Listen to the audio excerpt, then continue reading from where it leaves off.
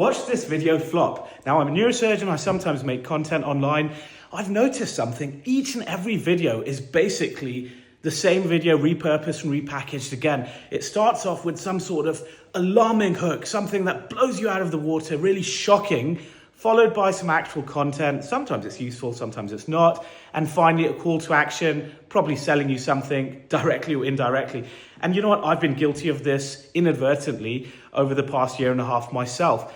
But let's just talk one-on-one like humans. What happened to that connection that social media was meant to bring? You know, that was the whole point, right? Not dopamine chasing and selling shit. Anyway, now we've moved past that. Let's talk about the actual content. I wanted to talk about confidence. Now, this is something one of my mentors taught me many years ago. And let me show you by example. I walk into a room to see a patient like this. No eye contact, very underconfident. The second surgeon walks in with confidence, makes eye contact, is clear and decisive. Who do you think the patient will trust with their life? Obviously, the more confident surgeon. Now, I appreciate not everyone can be confident and not everyone has confidence in their abilities, and that's absolutely fine.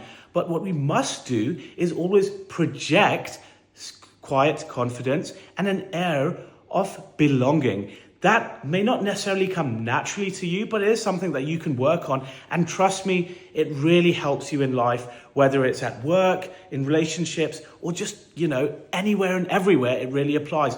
So try it next time. Try improving your posture, try improving your eye contact, and notice the results. This isn't a course, don't worry, I'm not selling you anything. Just try it. One of the other benefits that I love talking to my patients about with good posture is how it's good for your spine from a biomechanical point of view. If you're slouching, you're putting unnecessary strain and stress on your vertebra, which leads to wear and tear, and in the long run just isn't good for you. So there you have it. That's my 2 cents.